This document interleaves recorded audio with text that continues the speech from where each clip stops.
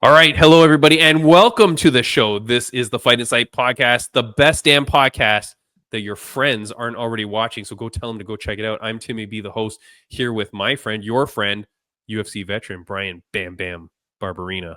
Let's go. Timmy B, hit it. Ladies and gentlemen, this is the Fight Insight Podcast. All right. Here we go. Bam. Back again. I think it's gonna look like some magic, but I'm now wearing my Fight League Atlantic sweater where I will be commentating FLA 19 on April 12th in Moncton Coliseum, Moncton, New Brunswick, Canada. Go get your tickets at fightleagueatlantic.com. Do not miss it. It's going to be an incredible show, Bam Bam. Heck yeah. Always exciting. The last one was great. Nothing can top. That last show was probably the greatest amazing. MMA show in Canadian history. It was crazy, but yeah, we're going to try to top it as best as we can. Guys, right now we have an incredible guest. This is a guest I had on the podcast before. She won on the Contender Series, made her way into the UFC, is now fighting her third fight under the UFC. She fights next on Saturday, April 5th at UFC Fight Night, Emmett versus Murphy in a feature strawweight bout. I cannot wait for this fight. I think that this has a lot of implications on the line. Ladies and gentlemen, here we are with Talita Alencar. Hello. What an entrance. Oh my goodness. How are you, Talita? I am very good. And yourself? Very good. Thank you so much for joining the show. I really appreciate it. Yeah, great to have you on. Welcome. Very welcome.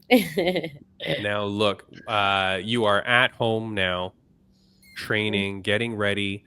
Saturday, April 5th. This is a big, huge fight because you are fighting the very interesting Vanessa Demopoulos, who people you will know, she's the girl that jumps into people's arms when she wins. Very inappropriately so. Talita, your face says it all. What is your thoughts on this opponent? I actually know Vanessa. I did one of jiu-jitsu camps really like back in the day, like over 10 years from now, I believe. And I met Vanessa in Ohio when she was a white belt. I was a blue belt, I remember.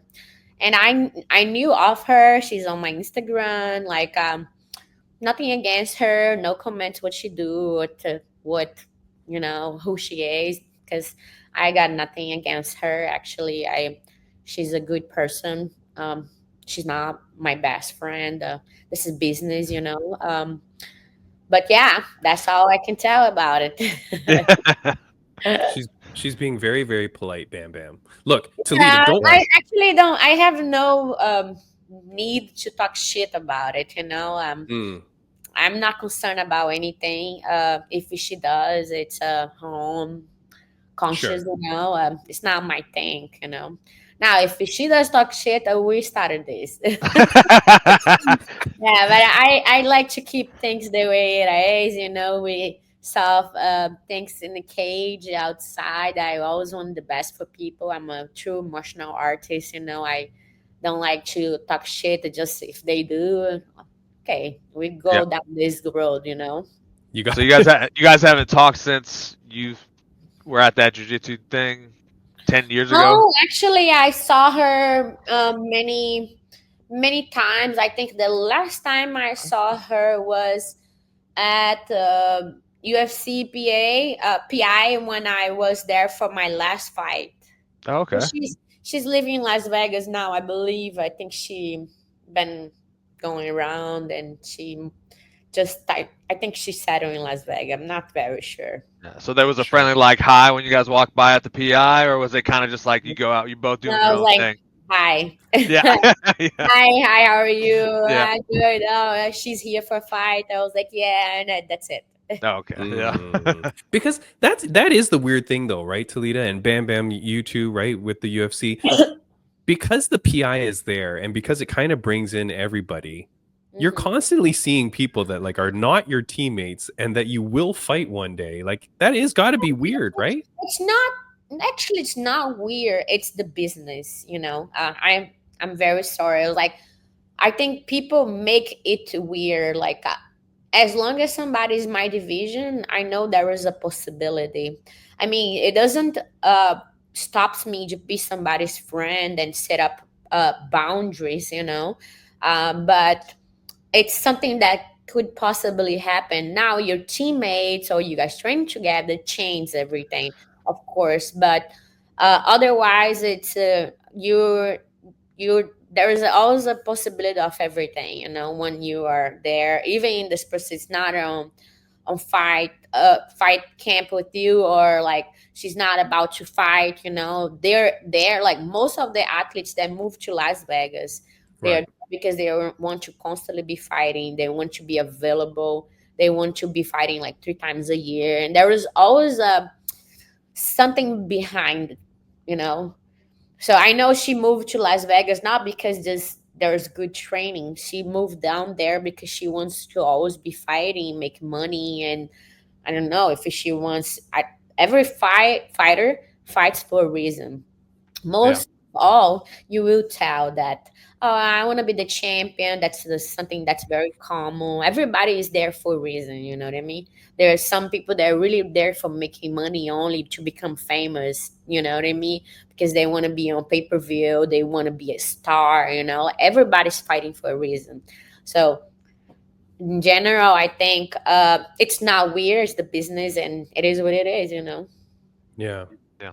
You're very, very nice, Talita. Yeah. Because I mean, I can see. Hold on, I'm going to move my camera a second because I feel like it's not centered here. People But make stuff worse nowadays, you know, like, oh, I think you make everything worse. Make stuff simple. It's easier. Yeah. Hmm. You know? I think What people is just your- gotta get a reaction from people. Yeah. You get triggered. Yeah. I'm very like into human behavior, psychology, and I understand as far as like when it comes to days, like everybody always gonna create like a storm inside a cup, you know, or they will simplify things. And Yeah. it is what it is, you know. Bam Bam's the guy that always makes a storm inside a cup. He's always so like grumpy and angry. Nah. It's terrible, Talita. I don't know. But okay, Keep what- it simple. Keep it simple. keep That's it, for me. you know, yeah, Bam Bam, he lives that life. Talita, what is your reason for fighting then? You are the problem child, Talita Alencar. You've been all around the world winning jiu-jitsu gold wherever you've been. Now you're conquering the MMA world. What is your reason for fighting? For fight MMA, Yeah. Sure. Or just Honestly- combat in general.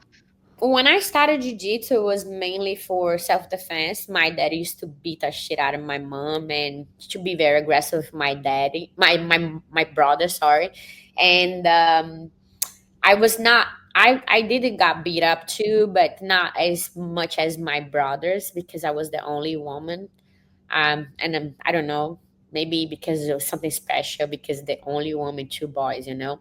But the back in Brazil, the reality was a little bit different, and I believe there was many reasons why he was like this, you know, and he had a sort of depression as well.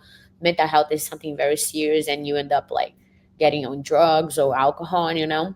So not justifying what he did, but when I was like about 9 to 10 years old, I wanna like I was kind of done. I understood what was going on. I was just not adult or a teenager yet, you know. Yeah. And I wanted to like defend my mom and like tell he's like stop doing this, you know what I mean? Like do Mhm. something, you know. And I born in a poor family, you know, like we had nothing. We live like in a little room, 5 people, and like my dad and my mom worked their ass off to give like everything what we accomplished, you know. And I was doing like swimming triathlon before jiu-jitsu, but I didn't know how to fight, and I started fighting in the street all the time and like in school, and I had to find like a sport that would calm me down and as well give me skills, you know. So I started jiu-jitsu mainly for self-defense, and later on when I was an adult, I moved to Rio just to live from jiu-jitsu. I left law school for, and that's what make me fight. But if you ask me back in the day, I think the little trauma that I had in back in the day, and the reason I fight, it's because what happened, I believe, But I Yeah. did become a little aggressive and very assertive. Like, I remember since I got myself, I started to understand myself. I was always in defensive mode because I was always expecting the worst from people. And like, but as you would become an adult, you become more mature, you started to understand more things. But I can tell that I started to fight because I like to fight. And and push me to do this, and I always been very competitive. So, and it's something that challenge you, like, the all the time, even when you're in the gym, even if you like, you are in your comfortable zone but you're not comfortable, because you're getting Yeah. punched, and you need to understand, you need to learn, and you need to listen, you need to be like open mind. And definitely that was the reason why I started MMA. But mainly when I switched careers, I was like, man, I'm already kind of like old to be doing another sport. I was like, if I'm gonna do something, I'm gonna do very good. Yeah, I was like, and I am gonna like, what's the closest thing of jiu-jitsu? I was like, it's MMA. It's like, now I'm like, good. I'm gonna do this and close my career with a gold key. And I was like, and the only goal is the belt or get closer, or Yeah. die trying.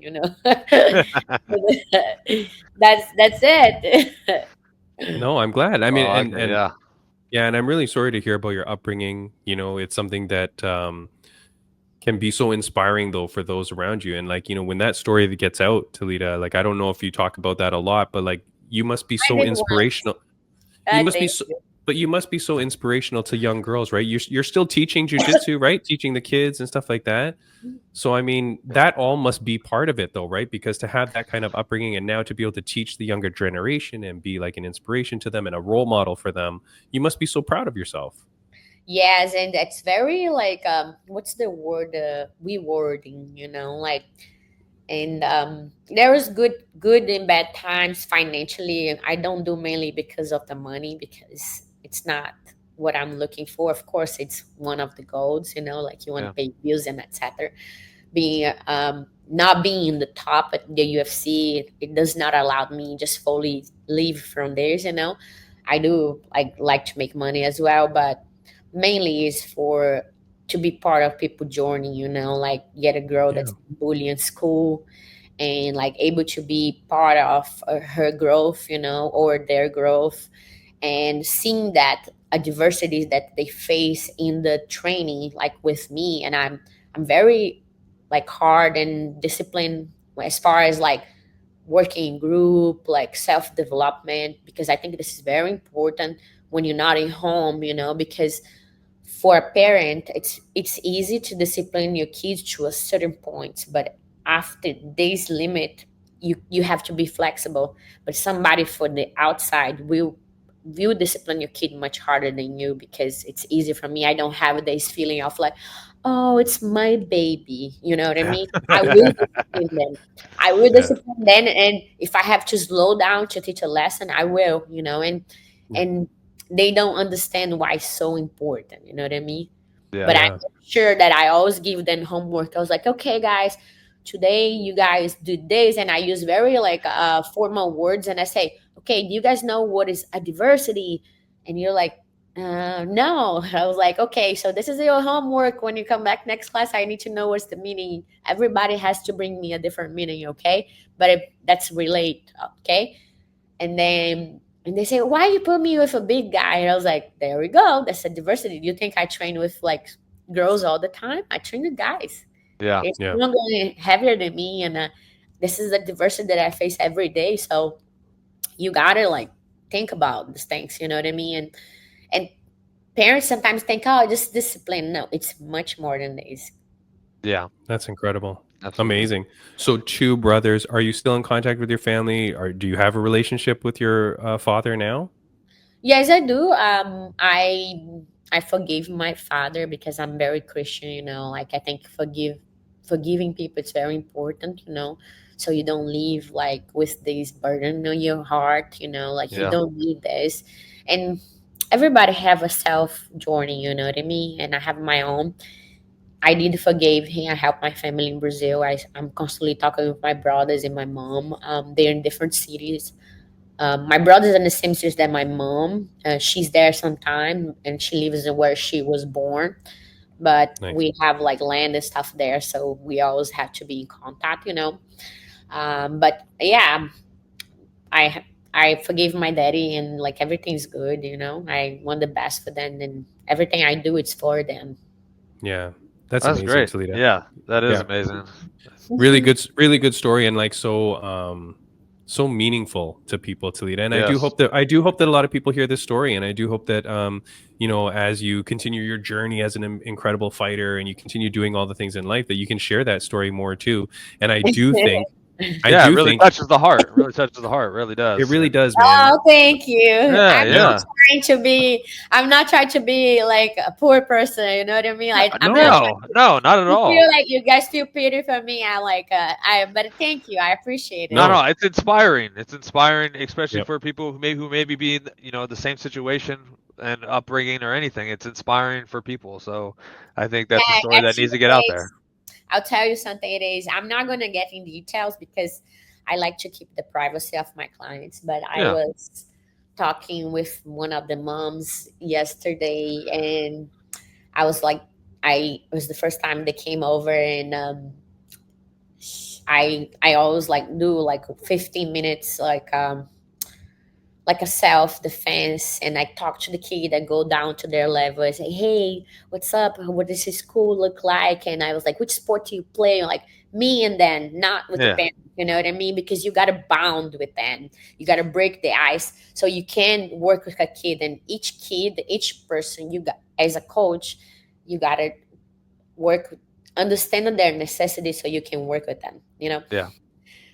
And later on, at the end of the class, that I was giving her feedback about what I taught, what does my experience look like, and she ended up told me that she had a little trauma back in the day, and it was very related to my trauma. And I was like, as soon as she talked, and I was like, boom, and I was like, don't you worry, I have your best interest. The same thing happened to me, but it didn't define who I am.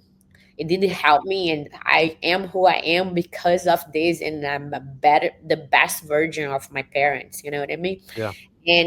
But do not make these mistakes with your kid, because if you're too flexible with kids, I say kids, they born sinners because they are your seeds, and you will build them over time. You will teach them principles, values, and build community and stuff like this. So I can tell what I see, and it's like, but I apologize because I don't want to go over this point, because you are the parent, and I do something in the back, you know what I mean? But if you allow me, if you're open mind, I will speak freely, you know what I mean? I said it. And you can't be too flexible for 4 years old. I said it. You gotta be disciplined, but to a certain point. But I will be more than you.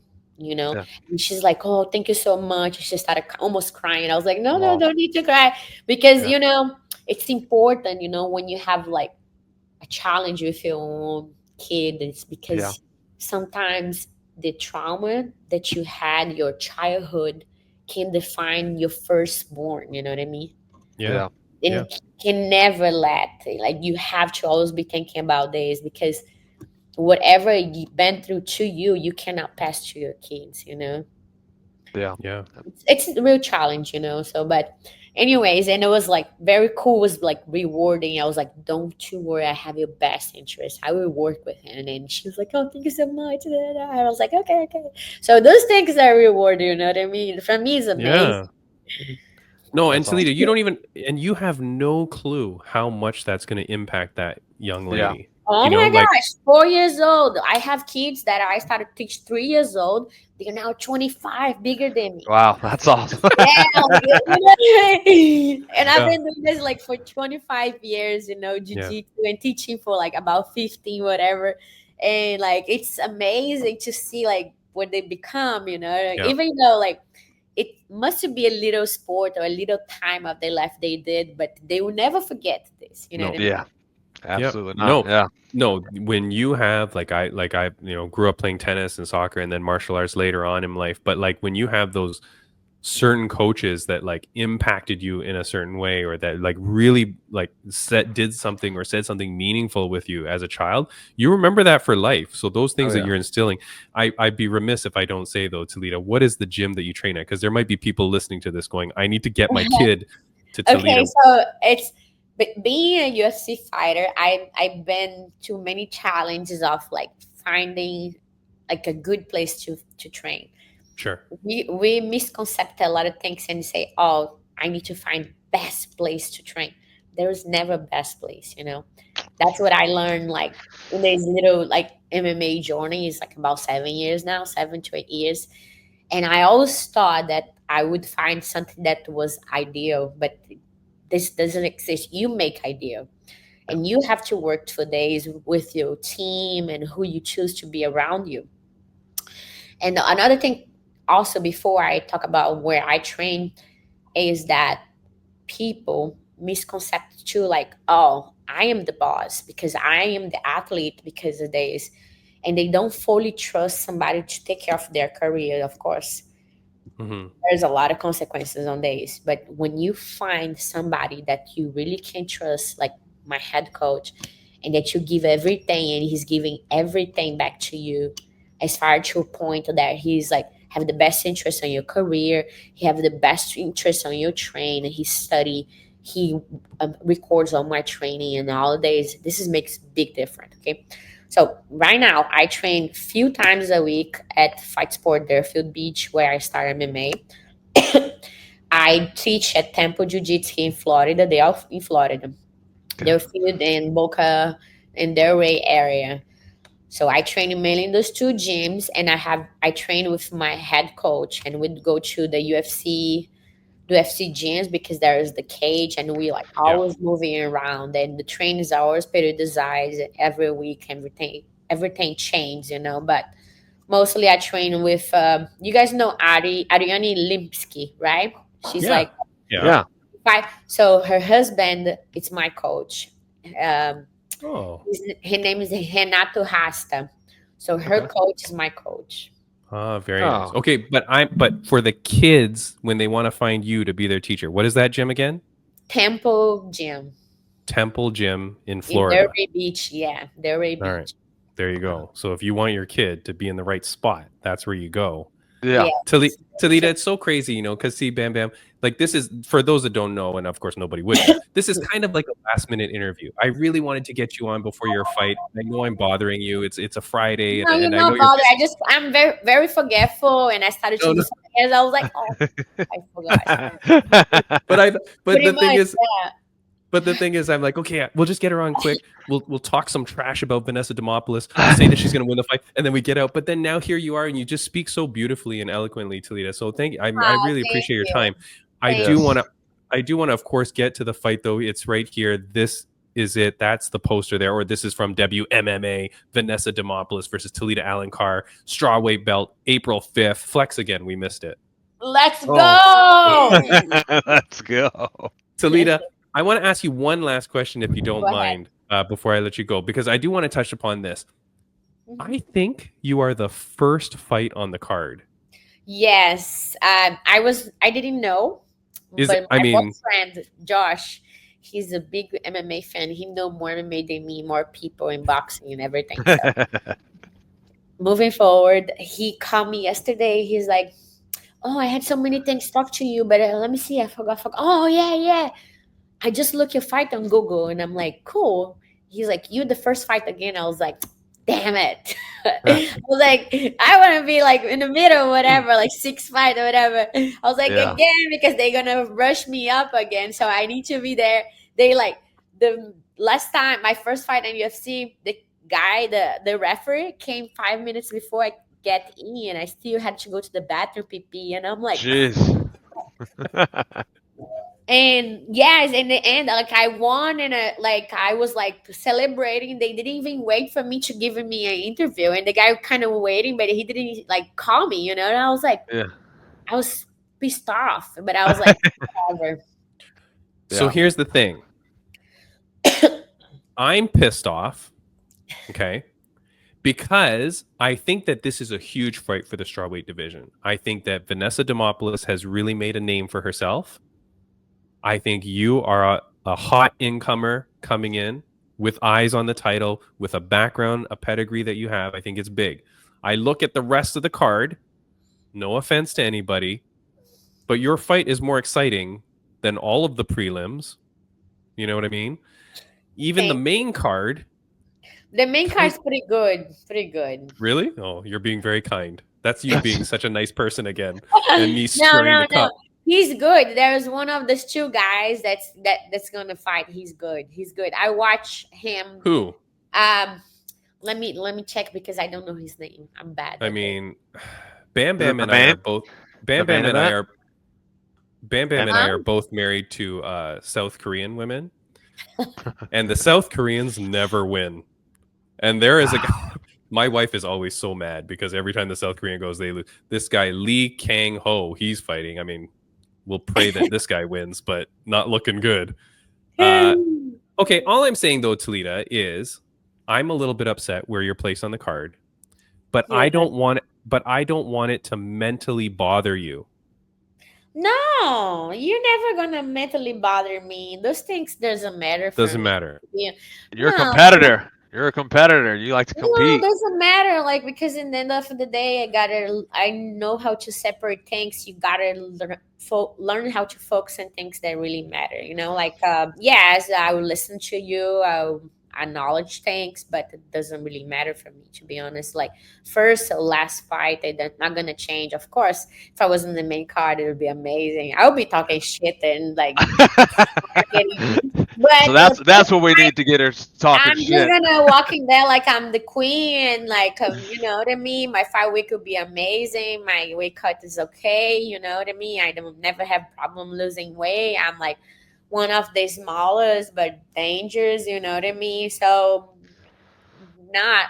Vanessa is that she really make a name for herself. I congratulate her for her career. Totally different backgrounds, of course. When I remember back in Ohio, she used to already fight, you know, for surviving, not for because she loved to do this. And she's a brawler, you know. She's not a super technical striker, you know. She's a brawler. She's gonna throw overhands, empty low kicks, like two combination high kicks. It's not something that's like. I'll be fighting girls that's the 10 best of the world, you know what I mean? That I would have to have a real fight camp for, you know, of course it's a fight. Everything can happen, you know, but I'm not trying to not be humble or not confident, but honest, you know, about things. So it's going to be good, you know? Yeah, you're prepared. You're prepared. 100%. Good. I just wanted to say it to you, Talita, because, you know, like, I really appreciate you've been on the podcast twice now. I consider you a friend. You're always so kind to me online. You're very nice. And I just want you to be laser focused in. I know you are, of course. You're a world champion, not me, but I know. But I just want you to be focused in, kick ass, because this is a huge thing. I know you're saying that Vanessa has had a good career, but you're about to end her career. That's it. I am pretty much repeating what you say. You say Vanessa made a name for herself. I was like, yeah, really, she has a good career. She's been a UFC before me. She thinks that she's a star, so let's treat her, let's shine, but not with me. Yeah, I know. You're very nice. I'm talking trash for you here. Gonna beat her, wipe her. You're gonna make UFC regret that this fight was not on the main card. And I guarantee you, after this, your career just keeps going up and up, Talita. I'm so excited for you. Before we let you go, is there anything that you want to say to the fans, viewers, and listeners that are watching? Yeah, just follow me on Instagram, Talita Alencar BJJ. If you have a question about self-defense or anything else that you spoke about, hello. Okay, froze for a moment. If you have a question about anything else that we spoke here, I will answer. Yeah. Oh, I do want to talk about something. So I am a partner with this new style of jiu-jitsu. It calls beach jiu-jitsu. And also, I was gonna ask to everybody follow beach jiu-jitsu. It's like submissions only tournaments in the beach over the Oh sand. wow.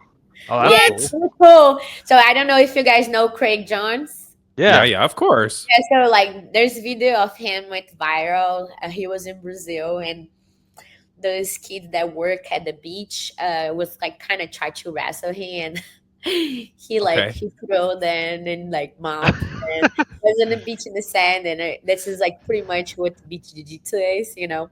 Okay. Yes, All and right. it's pretty cool. We're gonna have a next event that's gonna be here in Miami at May 17th. And we're trying to do like pretty cool things, bring like guys doing capoeira, Brazilian dancers, and another like entertainment thing so we can open the event. We're also going to be partnership with the wrestling US Wrestling Beach. That's Okay. they do the takedowns, yeah. So we're That's doing cool. pretty cool things, yeah. Um, I would love to everybody follow this page. It'd be cool. I'll be there if you guys also need questions about this. Awesome. Very cool. Wait, That's what exciting. on Instagram? On Instagram? It's Beach Jiu-Jitsu. Beach Jiu-Jitsu, you guys gonna find. I'm gonna look it Okay. up real Wait, quick. how do I spell it? Beach, like off beach. Yeah. Jiu-Jitsu. Oh, Beach Jiu-Jitsu. Okay, hold on. Yeah, it's Oh, Beach Jiu-Jitsu Federation? yeah, Beach Jiu-Jitsu Federation or International Federation. Oh, very nice. All right. Oh, yeah, I see it here. Doing all the jiu-jitsu on the beach. Let's Yeah. go. So Yeah, it's Beach Jiu-Jitsu Federation? Is that what it is? Yeah, it's Beach Jiu-Jitsu Federation. All right. Okay. Well, we are following you now. I'm following that. Talita. Yeah, like I've been building the Instagram from the scratch. We've been doing pretty good, a good like material, and we're just gonna keep building. And Very cool. my main goal is like getting guys like from the UFC, like big guys to come and like like show what's real self-defense when you just yeah. stand on top, you don't want to get your face on the sand. And it's like it's cool, That's exciting. Yeah, it's excited because Well- it's like, oh shit, I don't want to go my eyes in the sand and on my ear, and you're like, hell no, it's better to be on top, and like you can show your top game and real self-defense, take down defense and shit like this. That's amazing, So Yeah. Very. we try to make it like viral. I Very like cool. it. I like it. And look who's that person on there that I see. That's you. It's me. We just did this. Yeah. Right on the page. That's you. There we go. I'm gonna go check out this page. Yeah, it's talking about you there. I'm very excited. And look, hey, one of the best UFC fighters that always could manage to seemingly just get up when someone's on top of him. This guy. See, Every- there we go. every time. Do some beach jiu-jitsu, baby. Let's go. Let's go. Would you fight? Would you fight if I invited you? Yeah. Why not? If Of you're not course. in camp, of course. Get out there. Yeah. MMA but fights it'd more be fun. Yeah, Yeah. but where you located? I'm in North Carolina. Okay, so you're not too far away. Easy. No. He's on his Yeah. way right now. Let's go. Let's Headed to the go. beach. Let's go. When do you fight next? I don't currently have anything scheduled at the moment. Okay. Yeah. Okay, so Uh-huh. let's follow each other on Instagram. I would love Yeah. to have you. It would be cool. That would If be you awesome. come, I'll put a hosting, like a podcast, other podcast to host you and just come in to talk shit. Awesome. Yeah. That's All it. right. Talita. I'll bring Timmy B though. I'm not a great shit talker, so No, but it doesn't matter. Like, Yeah, I'll like, just- oh, it was fun to be here. yeah, I'm absolutely. the hoster. I'm like always talking shit on the microphone. Yo, let's go. Matt. I was like, are you guys enjoying my English too? I'm talking shit about myself in the microphone. It's funny. Yeah. That sounds like a great time. Talita, you are an incredible guest. I appreciate you so much. Thank you so much for joining the podcast. All the best on this fight. Yes, it's been April great 5th. having you. Massive Thank you. fight. The Can't wait. same And- for you guys, and God bless you guys. God bless you. We'll see you God again, bless. Talita. Thank you. Take care. Good Bye-bye. weekend. You too. See ya. She's the greatest. She's absolutely the greatest. One of the best guests that we ever have. I'm so It happy. was a to great have her. story too. Great story, great Yeah. inspiration. awesome that she's working with the kids and stuff too. Everything she does, Excited she's to an see her fight. Yeah, the problem child, Talita Alencar, April 5th, guys. You definitely don't want to miss it. Go check it out. Before we get to our second guest, I do want to give a little shout out to friends of the podcast, Rageworks Podcast Network. Of course, we've been on their network forever. It's an audio-only podcast network, so go check them out for other podcasts such as ours, rageworksnetwork.com. We are also thrilled to be part of the Sweep the League Network and Refocus Network. These platforms are all about showcasing incredible creators just like us, Bam Bam. Yes, sir. The podcast that talks about stuff that nobody else talks about, Bam Bam. We put it all every together. Week. Put it all every together week. for people to enjoy. Talking about stuff. Look, friends of the podcast update, Celeste the Best Hansen, Bam Bam. She is before your time, my friend. She's an Australian girl, won the Road to One Muay Thai, made it into ONE FC, was the first ever female to step foot into the Lumpini Stadium as a fighter because they didn't allow women back then, blah, blah, blah. She's the first ever female fighter. She goes on there, has like $100,000 5-fight, 6-fight contract, whatever it is. Puts on some fantastic wars, man, every time she goes in there. Then all of a sudden I see last weekend she's fighting not at ONE FC. So I don't know. Her last fight at ONE FC was a victory. Yeah. I don't know whether they let her go. She fights at Fairtex Fight. She gets a brutal win. I'm going to show Liam the photos after because I want him to replicate what she did, man. But she gets a crazy win. So I'm so happy for her. And then other friend of the podcast that was supposed to fight last weekend, Ashley Whiplash Steiner, Bam Bam. Yeah. No fight. Crazy. It's unfortunate that's part of the fight game. Yeah. Well, fight week. The opponent pulls out. We talked about it on our podcast because the girl took a stupid combat jiu-jitsu fight the week before. Yeah, nuts. Lame. Nuts. So as far as we know, Lights Out has booked Ashley for their next card. I think it's in May. So I think she's going to be fighting very soon. Good for her. Sad for her, though. But anyways, look. Crazy. But we called that too, Bam Bam. We did. Yep. We call a lot of things here. Crappy deal. Yeah. Our second guest today, though, Bam Bam, let's get right to him. He's waiting here. He's mad at us now for making him wait. He is a professional boxer making his return to the ring for his second pro fight. He fights March 29th at the Fall River Fight Night at Fall River CYO building in Fall River, Massachusetts. How many times can I say Fall River in one sentence, Bam Bam?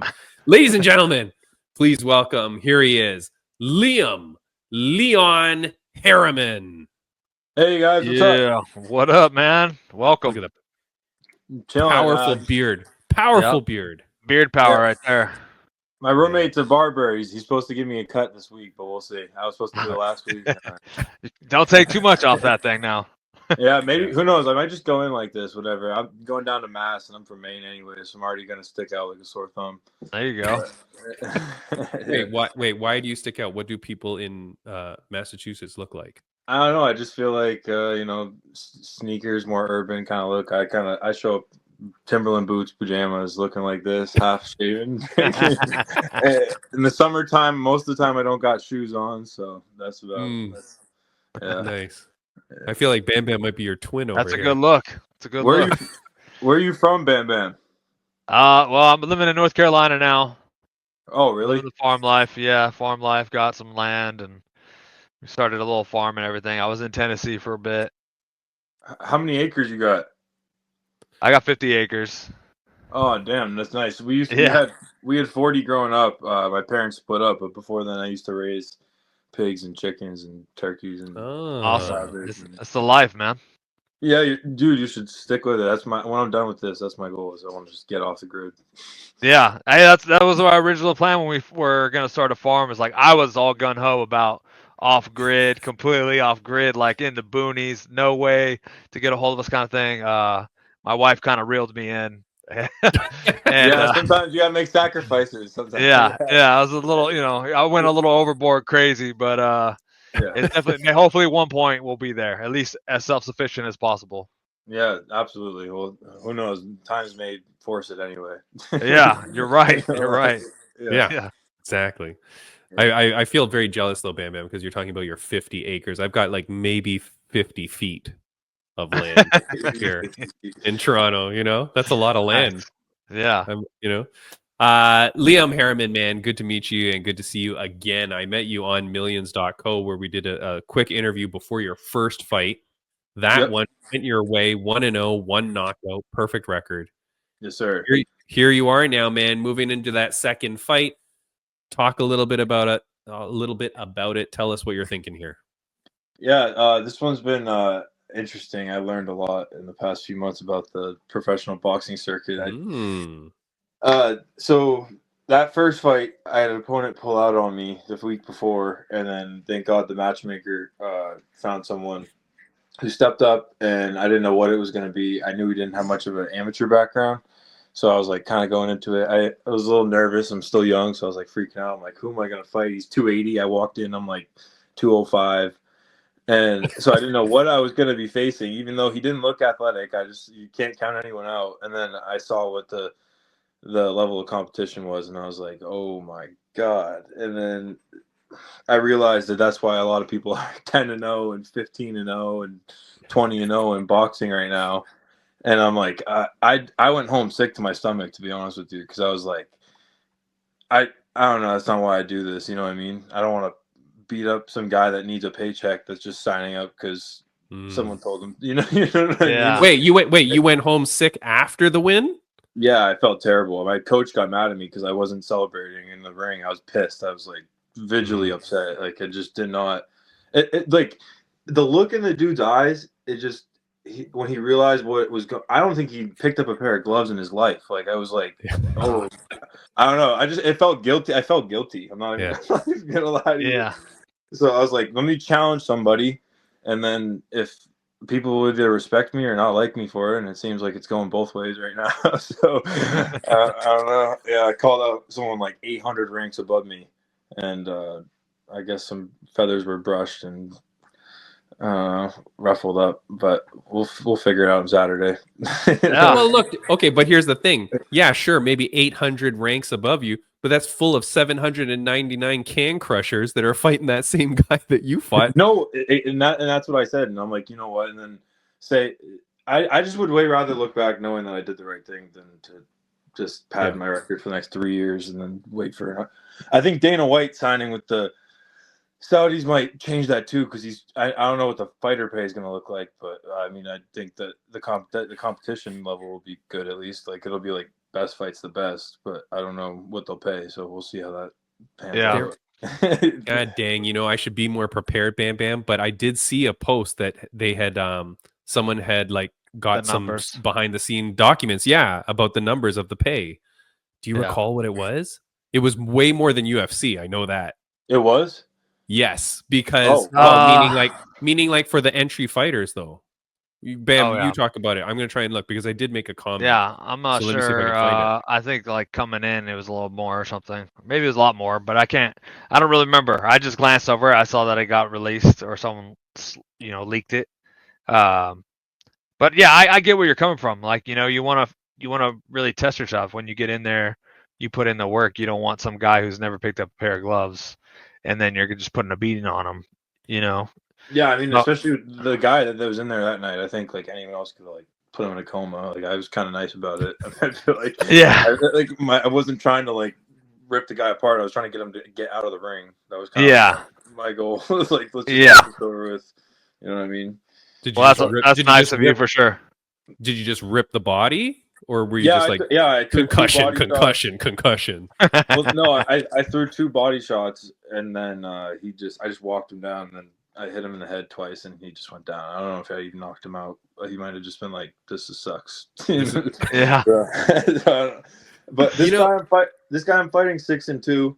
He's fought on Dazon. I don't know how to say it. DAZ. Nobody knows. Dazon. I hear Dazon or something, but I always thought. I always thought it was like an Asian network, and I thought it was Dasian. Well, for a while, I thought it was too. I'm not gonna lie. Yeah, because it kept showing like Asian martial arts, and I'm like, oh, I guess it's Dasian or Asian, Yeah. I think it's DAZN, I think is what it is. DAZN. Oh, okay. Yeah. Well, he's fought on there against a pretty high-ranking opponent. So I don't know. I figured let's do it, but then they tried to tell me I had to pay him to fight me, and I was like, I'm a B-side. Why would I pay? That doesn't even make sense. So then Yeah. that's kind of how stuff started, and then when they wouldn't, then they said I wasn't prepared to take the fight, and I was like, well, who dictates that other than me? And then my coach was like, talk some shit, and I did, and then we got the fight, so it worked. Yeah. It It sounds like they were trying to like, well, he's not ready to take it because he's not paying us. It's like, well, why would I pay you? Yeah, I don't have. I'm living in Maine. I'm 24. I'm making a third of the money I used to, so that way I could focus on boxing. I mean, I'm not gonna. It's hard enough to get sponsors. I live in a small town. You know what I mean? So Yeah. but yeah, so I'm just grateful for the opportunity, and hopefully, from when I've talked to some other promoters, I go out and do what I need to do on Saturday. I'll get some pretty decent opportunities. So yeah, I'm pretty excited for that. Look, man, that's the tough thing though, right? Because, in this world that we live in now with all the influencer crap, right? Flooding the Right. market with like different competitions and whatever. Already boxing is so weird, like with all the different leagues and the belts, and it's very hard to pay attention to what's going on. But now here you are, like a true martial artist, a true fighter, a true boxer, wanting to do this for real. And it's like, yeah, I got to navigate these waters, but I got to stay away from all this junk too. Yeah, right. And It's like I feel like I should just have to fight, you know what I mean? And then you go to sign a promoter and they want 80% of your paycheck, and it's like, whoa, what the fuck? Well, Yeah. I don't understand how any of this, like, for me, like, I was such a shell shock because like growing up, I was so into sports, watching NFL and like NBA and all that stuff, and like I would go to Patriots training camp every summer, and like you see these guys nice. train at the top level and what they have to get through to get there, and it's the best go against the best, and there's like trainers and there's like things in place for the athletes and stuff like that. But with boxing and MMA, it just is like you're on your own, and that's what it is. And then it's worse than you're on your own because it's more so like people are trying to take advantage of you. Yeah. So it's like, I don't know. I knew kind of going on with this, and I'm gonna probably piss some people off, but I'm not even trying to be like, I'm not even trying to start problems. It's just like if you're gonna do the right thing, you're probably gonna piss some people that are trying to make money or you know what I mean? So piss them off. That's just what it is. So I mean, you're really just stating facts, honestly. yeah, I mean, I don't know. No, I have to go out and back it up though. That's the thing. Yeah. So, of course. But like, but that's the thing though, right? And I mean, that's what, geez, Luis, like everything you're saying, Liam, is exactly what we talk about on this podcast all the time. But like, we're the only ones that talk the truth, Bam Bam. Nobody's talking about the UFC antitrust lawsuit. No one talks about the reality behind the Cain Velasquez murder trial. No one's talking to lawyers about that stuff. No one's talking to thing, right? But we do. So Liam, man, you're here on purpose to talk shit about people and to reveal the truth about this stuff. That's what we want, man. I don't want you to baby around it. Like, tell it like it is, man. Because here's the thing. I do commentary for Fight League Atlantic out on the East Coast, right? All these great amateur fighters, man, looking to make it all the way. They need to hear the truth, man. They need to see what like the real world is like, because as they go to do it, we need people like you who are already there now, breaking that wall, breaking that barrier, to tell the young kids like, hey, look, this is what it is. I really worry about the influencer stuff, man, about how like people can get suckered into these weird things, man. Like, I feel that's changing the game. Yeah. It's also making people think that they can fight when they cannot. Yeah, that's so, don't even get me. I've literally stopped talking to people because like they'll like talk to me the same way they used to when I was in like high school and look down on me and kind of stuff like that. Right. I'm like, why are we treating this like I don't like like do this every single day? You know what I'm saying? Yeah. Like I don't know. It's just kind of weird, but no, I know what you're saying. Like it's the whole environment. People just talk like however they want to talk, no repercussions, and then things like go on behind the scenes, like I was just talking about. Nobody does anything about it, and then if you talk about it, it's like people have like a silent button because it's like no one can have civil debate. They either like flip out or have to go quiet. You know what I'm saying? Yeah. So it's like constantly like you're in the shadows. Like it feels like doing the right thing nowadays. Like a modern day like hippie. You know what I mean? Yeah. Like even just speaking the truth. It's like I don't even know how to explain it. It's so weird. It's a trip for me, but it's not the norm now. It's like it used to be. You'd be a good person, you'd speak the truth and everything. That was a normal thing. Now it's like, well, the normal thing is to just not like to. Yeah, it's just to bullshit, put a fake smile on, and then try to sell stuff. It's like, I don't know. That's like kind of what I was saying to my coach about face-offs. I'm like, the day someone like touches me at a face-off, like gets in my, I'm not even trying to do face-offs anymore because I just think it's like weird. Like, you know, there's like this whole like tradition. Like you're just like, I don't need to look at you. We'll fight tomorrow, and then if you, the only other time a human being is going to be touching me is in a fist fight in a ring. Yeah. So if you think it's like okay to put your hands on me and like. Well, I think it's gotten out of hand where they're like, yeah, more people are like touching you at a face-off. Well, if you're gonna face off, like no reason to touch anybody. You're gonna do it tomorrow. We're gonna handle business tomorrow.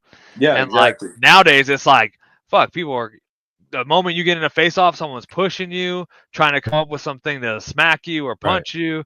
It's like, yeah, that's what I'm no saying. reason Like, to mess with like that. they're putting on a show like as if it means nothing. But I mean, like and that's real life. Like you're putting your hands on somebody. Like you can't. Yeah, I don't know. That's becoming normalized. I guess that was. My yeah, point. they're not making any repercussions about it either. Like, Yeah, right. they're just like, oh, don't touch nobody, separate. It's like, okay, but he just fucking punched that guy, like, in the face off.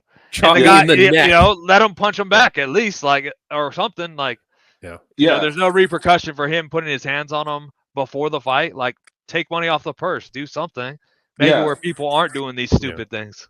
Yeah, but that's my point. Is like all these stupid things accumulate, and it's just like it builds an environment of people to just think and act any way they want. Yeah, you know what I mean, with no sort.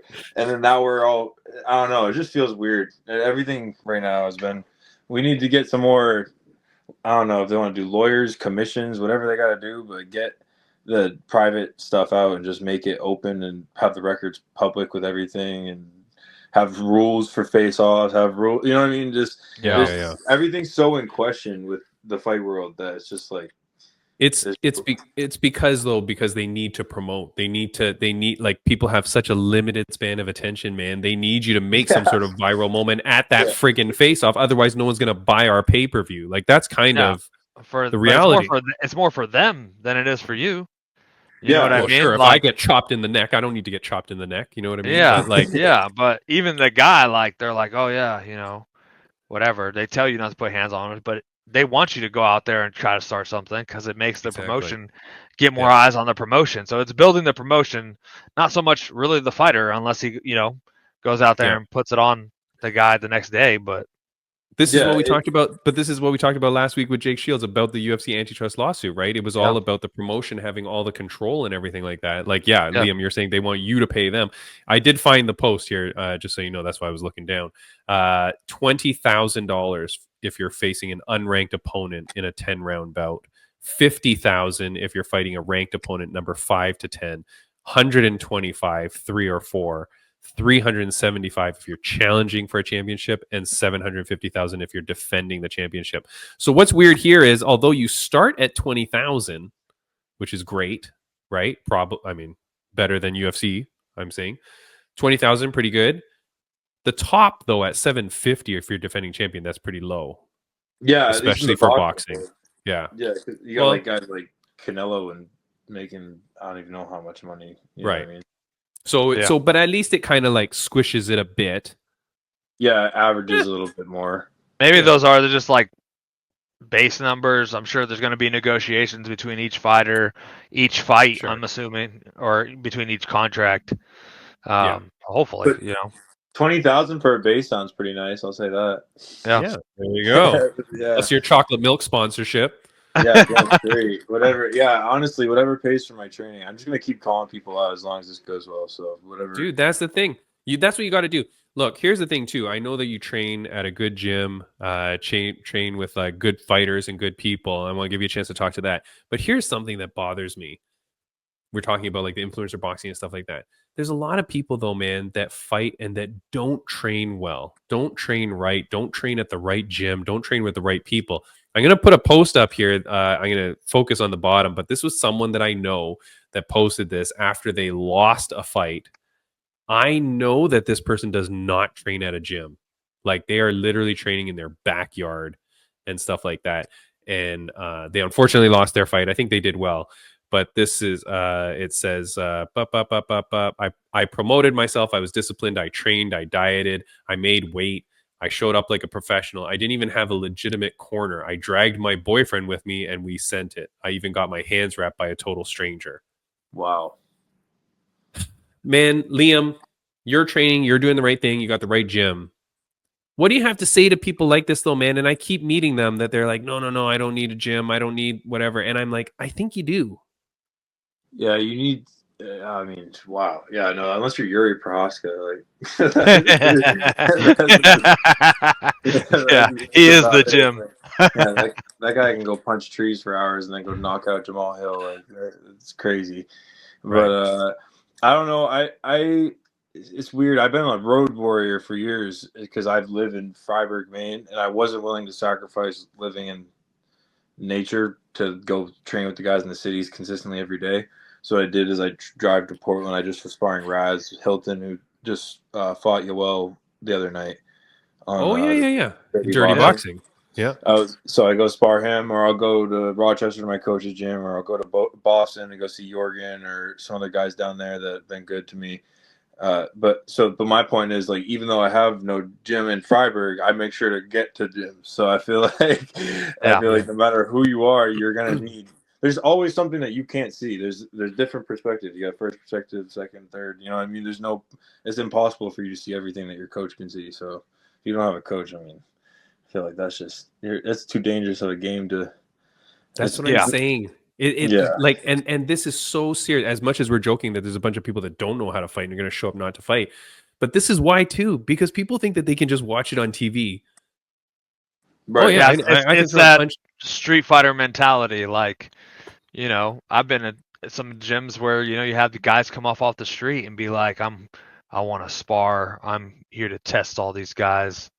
You know, I have all this random training that so many street fights and whatever. And it's like, bro, you have no idea. No, my coach just put me through the ring.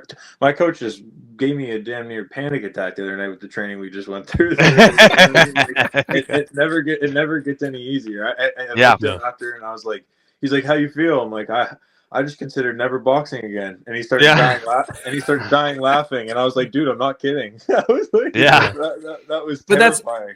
But that's what you want to get to, right? You need to push yourself to those limits. Guess where you don't want to be pushed? In the fight. Like, that shouldn't be the first time you're getting punched in the face or getting punched in the solar plexus. You know what I mean? Like, you should be eating those day in, day out when you're getting to the train. I just feel a little bit crazy about that. I felt bad about that. I do want to give a shout out, man.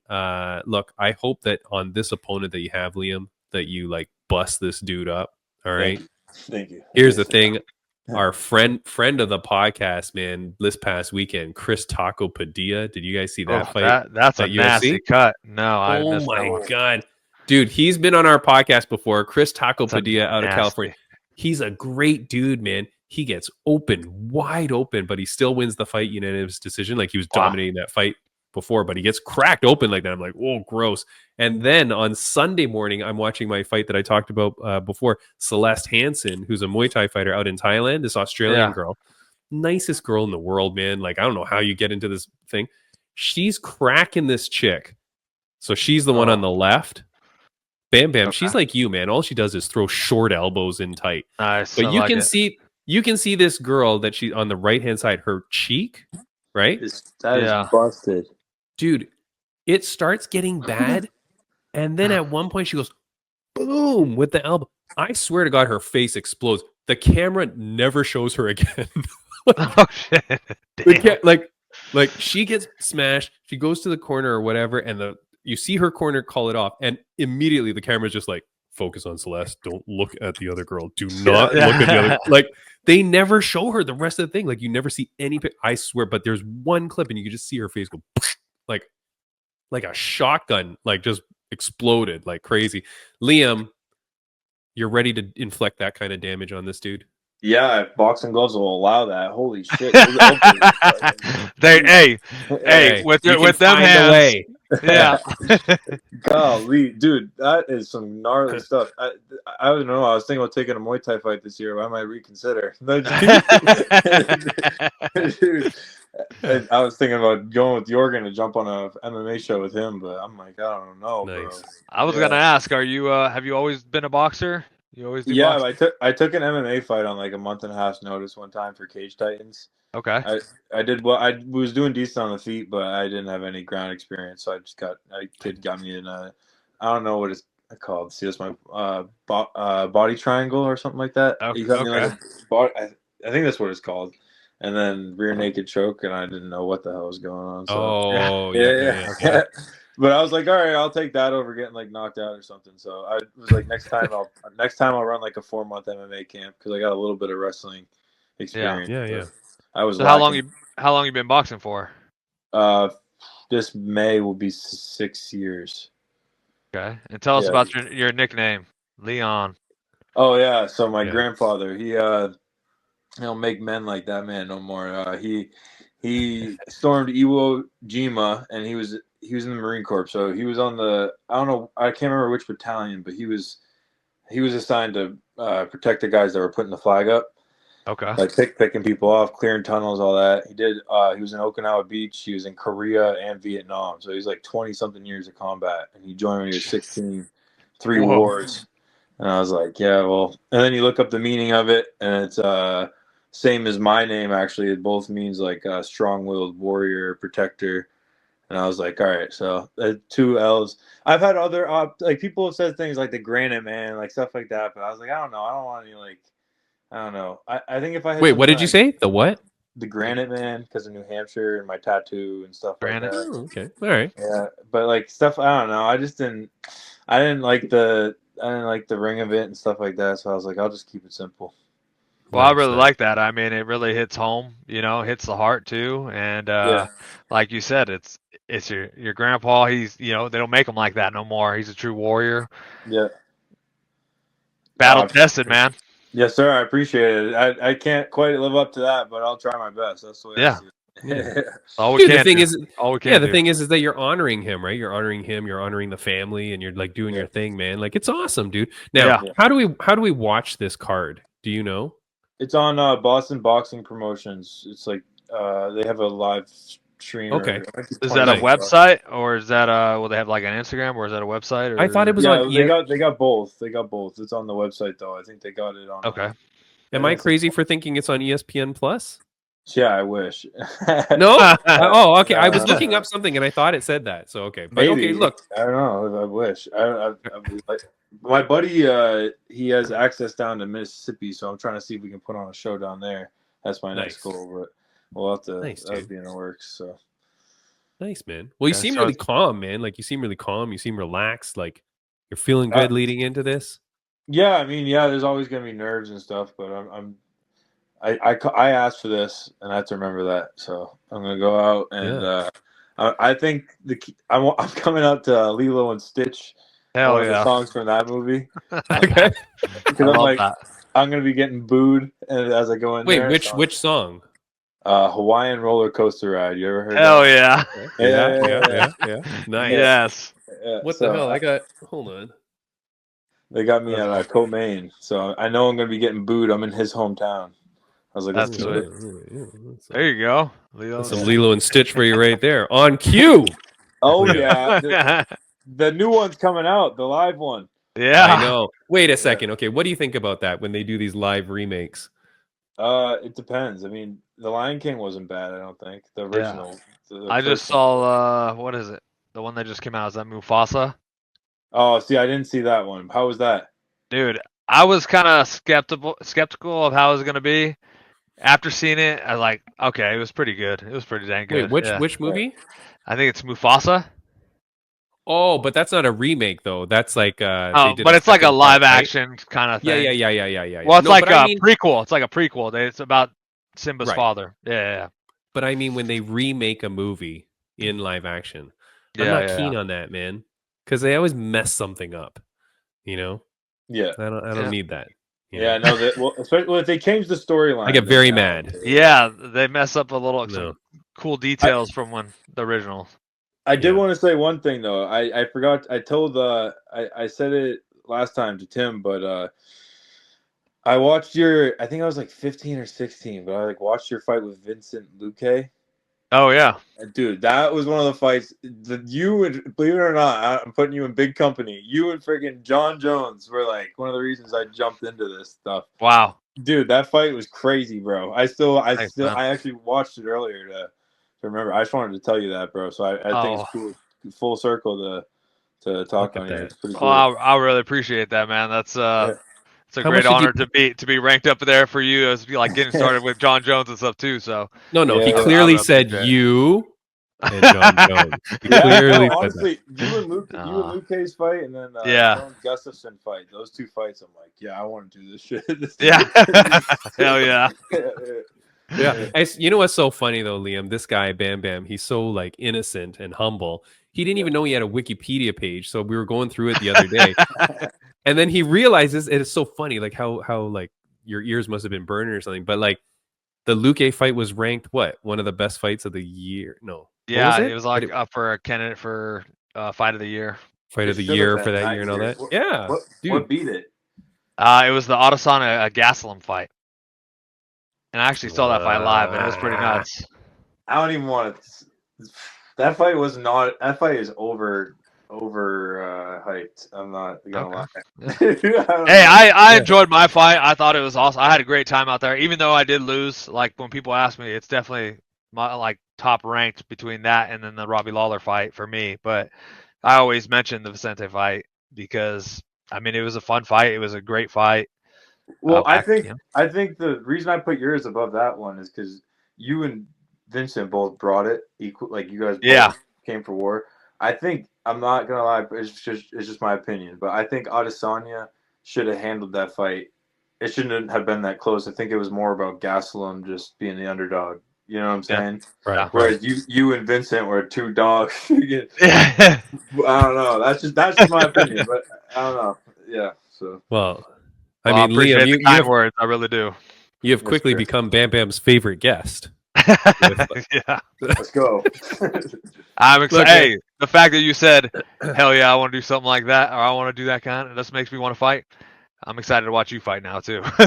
Yeah, that's what I'm. Yeah, even when I'm supposed to stay on the outside, I end up in a firefight. Yeah. Dude, man, I'm excited for this, man. Look, you're saying all the right things. You're doing all the right things. Look, I think you're right, man. I think you take the fights that get you to the next step ahead. And like, if fighting another can or another 2 cans or another 10 cans doesn't really get you anywhere, then what's the point of that, right? If you can call your shot, get it, capitalize on it, then the next one and the next one and the next one. I had a UFC fighter on the Abdul Mansour. Oh my goodness, that's terrible. Mansour Abdul Malik, who UFC fight. I think he only had like 5 amateur fights or something like that before he turned pro, and like very quickly makes it to the UFC. Like his fast tracked so much, and I was like, "Yo, how did that happen? Like, why?" He goes, "Look, I knew that I was ready. I just wanted to do it, and I went here, and now I'm succeeding." And it's like, yeah, sometimes the road less traveled is the way to go, man. And like, that's what you're doing. And I'm happy for you. When you finish this fight and you win this fight, when you get on that mic, you have the call out. You're ready. Well, I have the call out, and I already talked to the guy's promoter. It's just a matter of paying for it. So it's like maybe Dana wants to throw me on a card and pay for the guy, but the guy's got a belt. He's in Germany. It would put me top 100 by my 3rd fight as a pro. And the promoter and the fighter are both down. It's just I got to pay. I got to cover it. That's how the game works. It's just. So wait a minute. You got to pay to fight him? Is that what you're saying? Yeah, but it's fair. The guy. I mean, the guy's he's old and he's gonna retire and he's hold the belt and he's top. He's like 105 on the ranking. Years old? No, no, he's like 50. He's like 50 years old. Like he's pretty yeah. But he has a belt, so I called him out. And his promoter and I got along, and they were down to fight. It's just funny talk. So I mean, I wanted to call him out, but I talked to a different promoter about a show coming up, and he said as long as I do my thing on this show, we'll talk about that. So I mean, there's some options. We'll have to figure it out. I don't have a promoter, and I don't really want one, so I'm gonna have to do it myself. But I'll find a way. Oh yeah, yeah, man.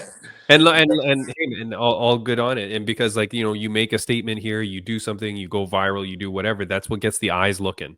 You know what I mean? Like the eyes come, they start to see what you're doing, things open up for you, man. That's the way that this world works. So I'm happy for you, dude. Like, Thank you. I just gotta get that KO. I can't leave it to the judges. Not where he lives. no, Yeah. no, Not a yeah. good idea. no, man. All right. Excited to watch you work. That's for sure. Yeah. Thank you. I appreciate it. Guys, again, this is Liam Leon Harriman. Look, he is fighting at Fall River Fight Night at the Fall River CYO building in Fall River, Massachusetts, March 29th. Go check it out. Do not miss this fight. You're going to want to see it. You're going to want to see this man before he makes it too big. You got to get on the train now. And where can they watch it again online? It's BostonBoxingPromotions.com. It's like $25, I think. there you go. Sweet. Yes, sir. $25. It's nothing. Yeah.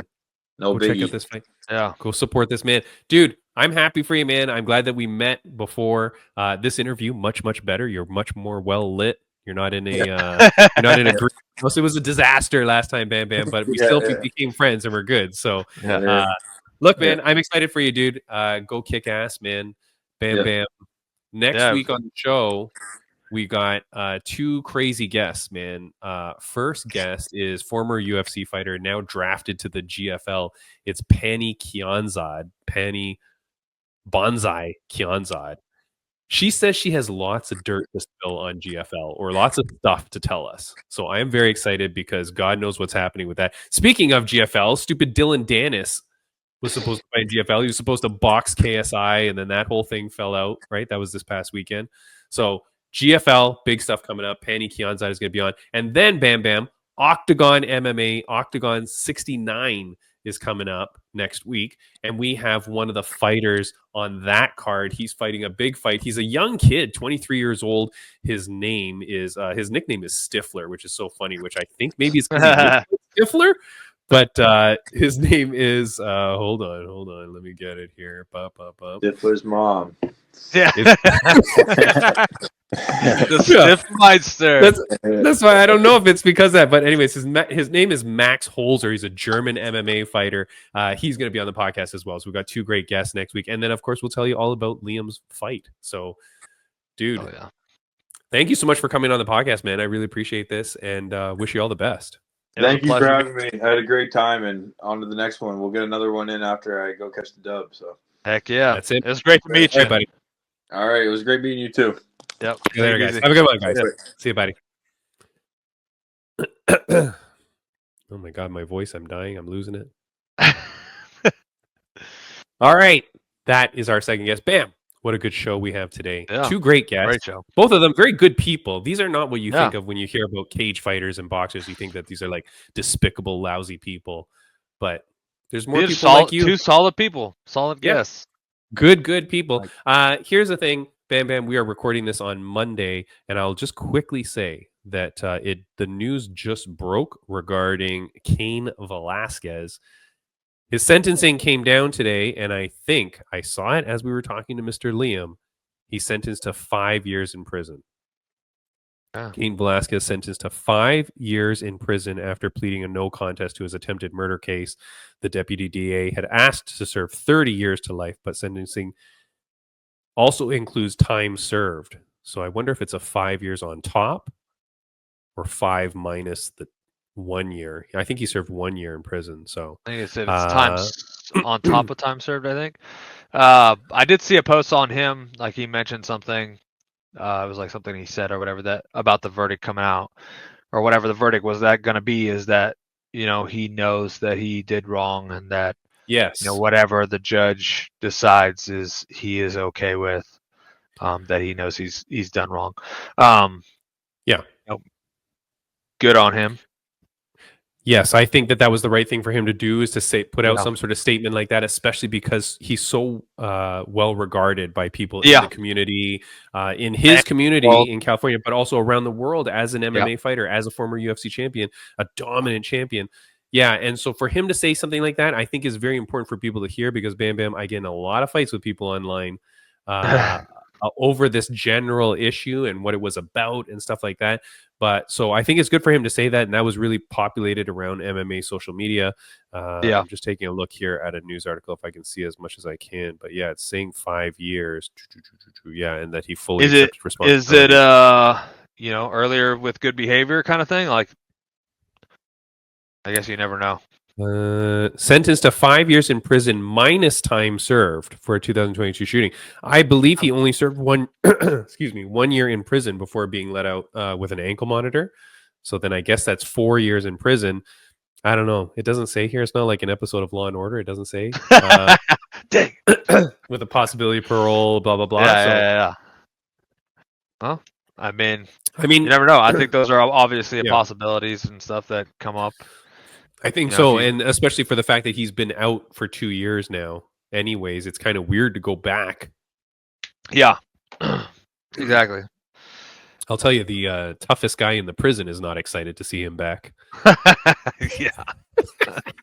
Daddy Cain. That title. Good for him. But look here, if you want to know about if you want to hear about the case from a less biased source of media, either way, whether you're really against it or really for it, we did 2 podcasts. One, I'm going to post both of these as the ones that you can click on. One was with a criminal defense attorney, Daniel Martinez, who's a good friend. He sadly passed away now. But he's a criminal defense lawyer, and he talked about it right when the whole thing happened. So he gave his point of view as a criminal defense lawyer as to what was going to happen with Cain. And then when the sentencing started to come down, when the trial started to happen, we had a district attorney prosecutor from Santa Clara County, where that case was happening and being held, a former DA, Chung. His Instagram is Chung for Change. I can't remember his name. Alfred Chung, I want to say, but that doesn't sound right. He came on and he explained from the prosecutor side what was going to happen and what kind of deals and stuff like that. So very interesting. We did both sides. It was very interesting. So I'll put those up here. Bam, bam. Yeah. Aside from that, my friend, we'll talk about all the real great stuff episode all the time. Yeah, man. Yeah. By the way, go call your friends at UFC, Bam Bam, because this came out. Joe Rogan says, I won't be at UFC 315. I don't go to Canada anymore. I'd rather go to Russia. Interesting. Ya boy, Timmy B, will commentate UFC 315 literally for free. Give a call. Oh, hey, just pay for the flight. No, I don't even care. I will make my way to Quebec. It's like a now we got to get Dana following you again. Or not blocking you. That's the problem. All right, guys. Bam Bam, we are out of here, man. Good to have you back as always. And next week's going to be a crazy podcast. So excited for that. See you later. Bye-bye. Bye.